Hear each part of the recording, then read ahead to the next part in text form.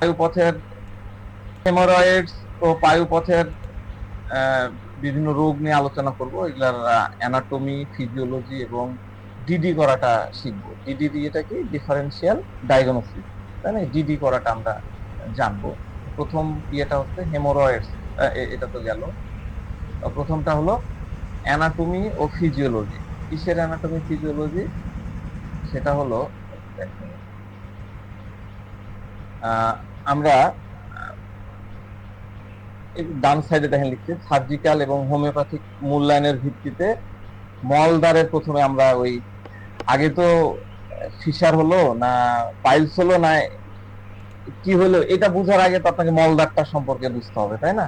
তো সেটার আমরা আগে অ্যানাটমিটা বুঝবো, মলদ্বারের অ্যানাটমি বুঝবো, সেখানে কিভাবে ব্লাড সাপ্লাই হচ্ছে। যদিও ব্লাড সাপ্লাইয়ের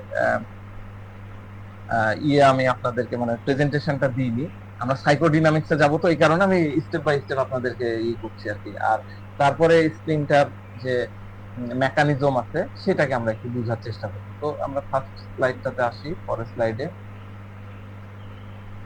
সেটা হচ্ছে পায়ুপথের অ্যানাটমি। অ্যানাটমিটা আমরা একটু বুঝি, হ্যাঁ? দেখেন আমি স্পষ্ট করে লিখিয়ে দিয়েছি, আমি যা বলবো সবকিছু এখানে লেখাই আছে। সেটা হলো, এই যে এইখানে দেখেন, আমি তো দেখতে পাচ্ছি না, এখান থেকে করা যাবে না, এটা এখানে আসি। আচ্ছা, এখানে দেখেন যে বায়ুপথের আমাদের কয়েকটা পোর্শন চিনলে বা জানলেই মোটামুটি এখন আমাদের এই মানে পেশেন্ট সংশ্লিষ্ট যে আলোচনা সেটা হয়ে যাবে। তার মধ্যে প্রথম ইয়েটা হচ্ছে অ্যানাল কুশন। আমি দেখেন বাংলাতেও উচ্চারণ লিখে দিয়েছি এবং ইংরেজিও করে দিয়েছি, আপনারা ইচ্ছা করলে এটা নোট নিয়ে নিতে পারেন। অ্যানাল কুশনটা দেখেন, এই যে এইখানে দেখেন, আমার কার্সার কি দেখা যাচ্ছে? কার্সার কি দেখা যাচ্ছে না? আমার কার্সার কি আপনারা দেখতে পাচ্ছেন? হ্যাঁ, যাচ্ছে যাচ্ছে। হুম, এই যে এই অংশটা দেখেন, অ্যানাল কুশন। হ্যাঁ, এটা হচ্ছে সাব মিউকোসাল অংশে অবস্থিত রক্তনালী সমৃদ্ধ কুশন, যা এই বাম পাশের লাইট লেটারাল ডান অগ্রবর্তী অংশ, মানে যেটা ইংরেজি হচ্ছে রাইট এন্টোরিয়র এবং রাইট পোস্টেরিয়র অবস্থানের মধ্যে থাকে। তাহলে আমরা এই জাস্ট একটু ইয়েগুলো দেখি যে এনাল কুশন, এটাকে আমরা একটু জুমিং করলে এরকম দেখা যাচ্ছে। ঠিক আছে, পরের ইয়েটা হচ্ছে ডেন্টেড লাইন। হ্যাঁ, ডেন্টেড লাইনটা কি, এটা খুব গুরুত্বপূর্ণ একটা সীমানা, হ্যাঁ, যার উপরে ভিসারাল অ্যানাটমি এবং নিচের দিকে সিমেট্রিক অ্যানাটমিকে বিভক্ত করা যায়। এই যে লাইনটা, এটাই হলো ডেন্টেড লাইন আর কি। হ্যাঁ, তারপরে হচ্ছে ভেনাস, ভেনাস প্লেক্সাস। ভেনাস প্লেক্সাসটা কি?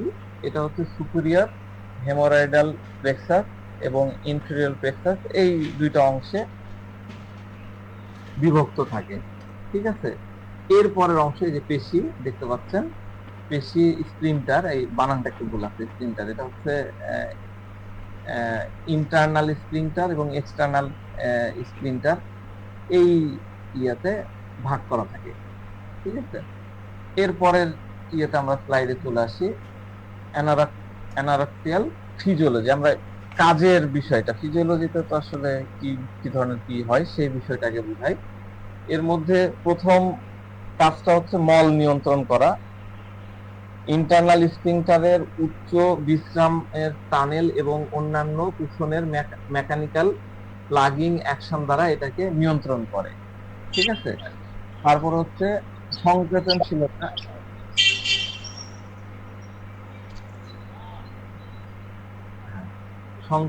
সংকোচনশীলতা এটা কি, তরল ভর্তি ভেনাস প্লেক্সাস শক অবজারভার হিসাবে কাজ করে এবং মল ত্যাগের সময় স্প্লিন্টারের পেশিগুলোকে আঘাত হতে রক্ষা করে।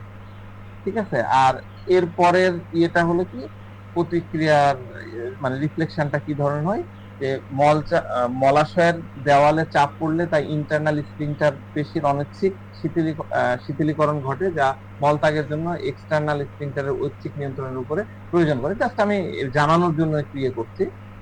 এরপরে হচ্ছে প্যাথোলজি এবং লক্ষণ সমূহ, প্যাথোলজিক্যাল ফিচার গুলো আমরা একটু ইয়ে করবো। আমরা প্রথম যেটা ইয়ে করবো সেটা হলো হেমারয়েডের কারণ, যেটাকে আমরা পাইলস বলতেছি, তাই না? সেটার ইয়েটা কি, সেটার গ্রেডিং কি, ক্লাসিফিকেশন কি, সেটা একটু আমরা বোঝার চেষ্টা করব। তো হেমারয়েডস এর ইটিওলজি এবং লক্ষণ কি কি দেখেন। ইটিওলজিক্যাল কারণ মানে কি কি কারণে ইয়ে হয়, সেটা হচ্ছে পারিবারিক এবং শারীরিক কারণ।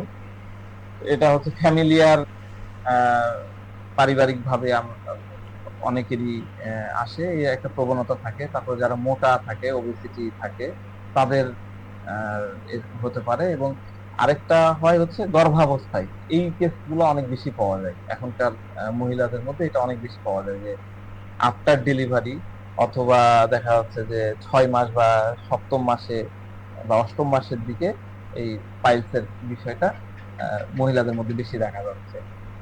এবার এবার দ্বিতীয় পয়েন্টটা হচ্ছে মলত্যাগের ক্রনিক চাপ, মানে দীর্ঘদিনের কনস্টিপেশন, কোষ্ঠকাঠিন্যতা। তারপরে এনলার্জ প্রোস্টেট বা ইরেথ্রাল স্ট্রাকচার, মানে মূত্রনালীর সংকীর্ণতা, এই কারণগুলোতেও হতে পারে। আর এছাড়াও আরো কিছু গুরুতর প্যাথোলজি আছে, যেমন লিভার সিরোসিস যদি হয়, বা রেকটাল কার্সিনোমা মানে মলাশয়ের যদি ক্যান্সার হয়, সেই ক্ষেত্রগুলোতেও কিন্তু এই পাইলসের ইয়েগুলা মানে হেমোরয়েডের, আমরা হেমোরয়েডই বলে দিই সুবিধা হবে, হেমোরয়েডের সিমটম গুলো আসে। তো এর ক্লিনিক্যাল ফিচার কি? ক্লিনিক্যাল ফিচারের প্রথমটা হচ্ছে উপসর্গহীন প্রকৃতি, কোনো প্রকার সিমটম থাকে না, সিমটম নেই।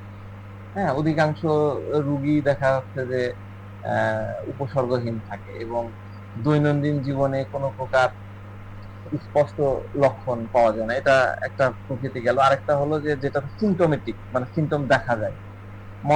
মলত্যাগের সময় দেখা যাচ্ছে তাজা এবং টকটকে লাল, উজ্জ্বল লাল, হ্যাঁ, ব্লিডিং হচ্ছে। পার একটা মলদ্বারে যে ব্লিডিংটা হয় সেটাকে বলা হচ্ছে পাররেক্টাল ব্লিডিং। তো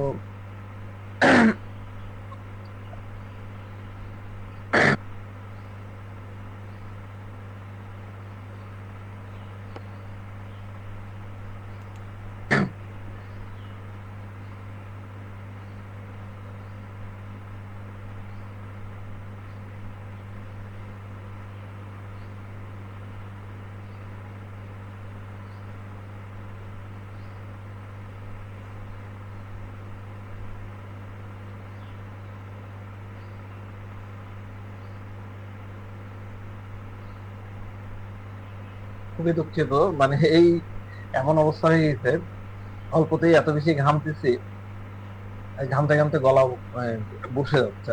হুম। তো যাক, আমি মনে হয় আপনাদেরকে বুঝাতে পারতেছি কিনা জানি না, যে হেমোরয়েডের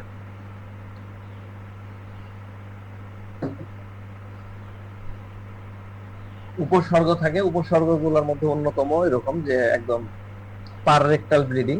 পাররেক্টাল ব্লিডিং আমরা কাকে বলি? মলাশয় দিয়ে যে তাজা রক্তটা যায়, হ্যাঁ। তো সেটা অনেক উজ্জ্বল হয়, এবং অনেক সময় দেখা যাচ্ছে যে ফোঁটা ফোঁটা ফোঁটা হয়ে নির্গত হয়। আবার অনেকে দেখা যাচ্ছে ফিন্নির মতন দিয়ে ইয়ে হয়ে যায়। আমার একবার প্রবলেম হয়েছিল যে হঠাৎ করে এত কনস্টিপেশন হয়ে গেছে, আমি আবার খুব জোরে টয়লেটের প্রেসার দিলাম। দেওয়ার পরে হলো কি একদম পুরা প্যানটা মনে হচ্ছে যে মুরগি কাটলে যেরকম হয়, একদম পুরা প্যান মেখে গেল। তো এরকম হতে পারে।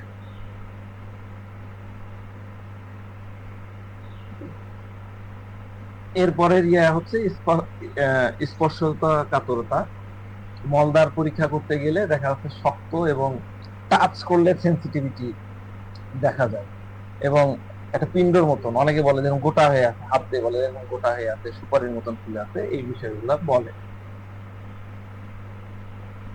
এরপরের পয়েন্টটা হচ্ছে হেমোরয়েডের পজিশন এবং ডায়াগনোসিস। তো এর ক্লিনিক্যাল সাইন এবং সাইনটা কি? আমরা যদি প্রক্টোস্কোপি পরীক্ষা দিই, আমরা অনেক সময় এটা দিই, এলোপাথটা দেয় আর কি। তো প্রক্টোস্কোপের ভিতরে হেমোরয়েডের কুশন গুলো, যে ফোলা ফোলা যে জিনিসগুলো বলে, ওটাকে কুশন বলে, কুশনের স্থিতি দেখা যায় এবং সরাসরি দেখা যায়। এটার আবার পজিশন আছে, আমি পজিশন নিয়ে একটু পরে বলছি। তো এই পজিশন গুলা মূলত ঘড়ির কাঁটার মতন থাকে। একটা হলো তিনটা থ্রি, ঘড়ির কাঁটাতে আমরা যদি ঘড়ির সামনে থাকে আপনি তাকালে দেখবেন থ্রি, 3 নাম্বার, মানে 3টার দিকে একটা পজিশন আছে, 7টার সময় একটা পজিশন আছে, 11টার পজিশন, এই পজিশনে বিন্যস্ত থাকে। আমি একটু পরে ছবি দেখাচ্ছি। আর এর জটিলতা গুলো কি, এটা যদি অবহেলা করা হয় দীর্ঘদিন ধরে, বেলেডোনা রোগীরা যেরকম একদম অবহেলা করতে থাকে, প্রচুর রক্তক্ষরণ হয়, তারপরেও কোনো ইয়ে নাই। হ্যাঁ, তো দেখা যাচ্ছে যে এটা ধীরে ধীরে আহ, উম, মানে অন্য লেভেলে চলে যেতে পারে। ঠিক আছে, তো এর জটিলতা হচ্ছে প্রচুর রক্তক্ষরণ হয়, স্ট্র্যাঙ্গুলেশন হয় এবং রক্ত জমাট বাঁধা দেখা দেয় আর কি, থ্রম্বোসিসের মতন দেখা দেয়। আমরা পরের চিত্রটা দেখি, তাহলে এই পজিশন গুলো ভালো করে বুঝতে পারবো।